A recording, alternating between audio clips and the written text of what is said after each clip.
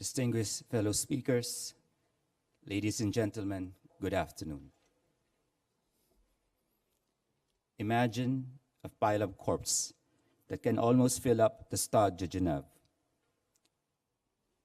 The stack of cadavers is a result of a horrendous drug war instigated by President Duterte, a cruel and brutal man who targets the poor and defenseless in our country, but is kind and understanding to the fascist regime in China, who steals our territory in the West Philippine Sea.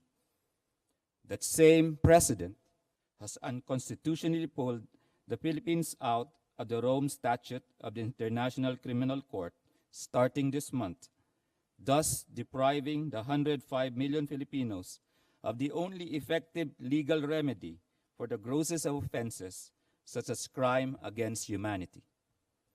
This Hitler wannabe even promised to continue his brutal war in a harsher way as his final solution.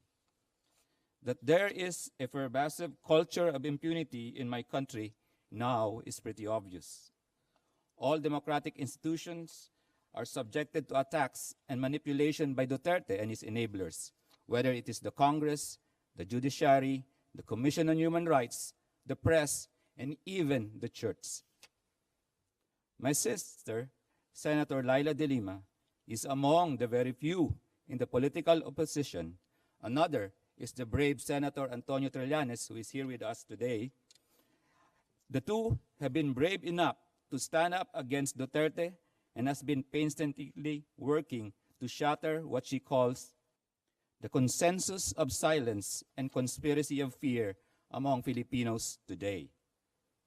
Even as a new senator who started her term on July 2016, my sister lost no time in filing a resolution to investigate the spate of extrajudicial killings.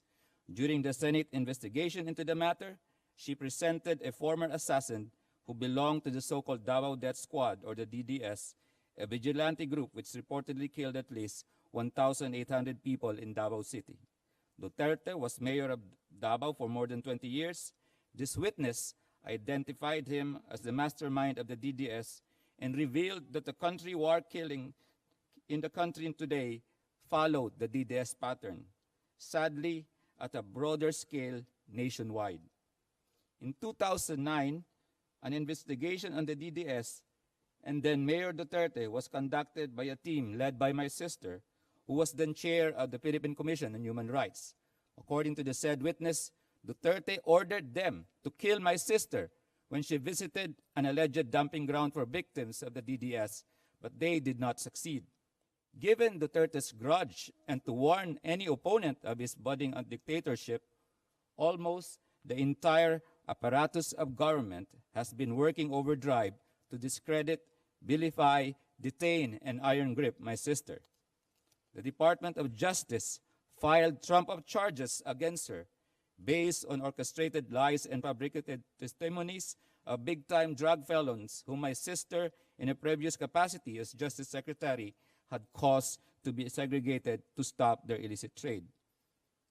Non-bailable arrest warrants were issued by regular courts, which accepted the cases despite jurisdictional questions, the fatal defects in the indictments, and most importantly, the utter absence of evidence.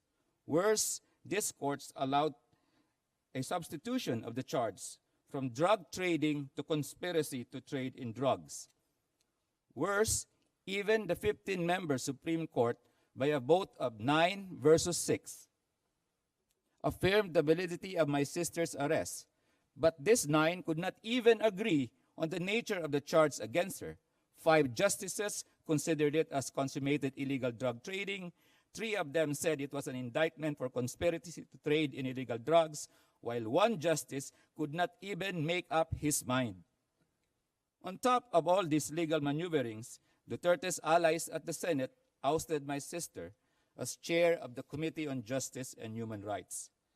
Now, my sister has been in unjust detention for more than 2 years since her arrest on February 24, 2017. 765 days and counting.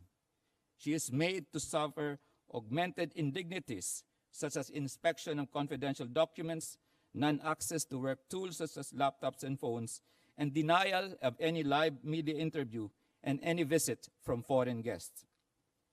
I am not actually surprised with the turn of events. Duterte and my sister are polar opposites. One is an autocrat with blood on his hands, the other a human rights defender.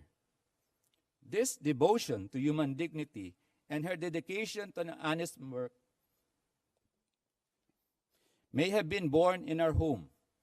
As the eldest in our brood of four, I am the youngest. She was the first and most ardent recipient of moral lessons from our father Vicente and our grandfather Lolo Agapito. Lolo Agapito was a public school teacher who taught us early on about gems such as the Gettysburg Address and other speeches of Abraham Lincoln. I still remember our Lolo reciting these lines at our dinner table with Leila and my other siblings.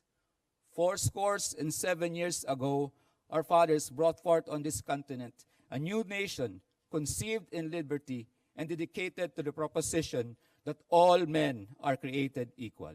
All men are created equal. Our father, a former election commissioner, always reminded us to do the right thing and that public office is a public trust. This upbringing is why my sister will never be cowed, even though Duterte has not stopped attacking and demonizing her with the help from his social media operators and troll armies. She is a vanguard of the democratic opposition and a leading voice of dissent. As a fearless human rights and social justice champion and a defender of the rule of law, she is indeed a direct threat to Duterte's hold on power. My sister finds hope through the various expression of support and validation for her work, including awards and recognitions from different parliaments, intergovernmental bodies, independent media, and cause-oriented groups. Any form of solidarity to remedy or improve the situation of my sister, whether through a letter, statement, or group resolution, bolsters not just her resolve, but also contributes to the bigger quest to restore Philippine democracy and to protect human rights. In my own small way, I am trying to do my share. I represent her in some occasions and join social media campaigns. I have so far joined around 10 marathons and ultramarathons that I dedicate to my sister and where I wear my One for Leila shirt. Groups of people approach me and extend sympathies to my sister. Some have asked to have their own One for Leila running shirt. Some of those shirts have even made their way to marathons in Japan, Cambodia, and the United States. Yes, I am one with Leila. I believe that by standing with my sister, you are standing by the Filipino people in our struggle for democracy. You are standing by every human being in the common quest for dignity and equality. Please continue your support and solidarity. Mabuhay ang Geneva Summit for Human Rights and Democracy. Mabuhay ang Pilipinas. Mabuhay si Leila de Lima. Maraming salamat po.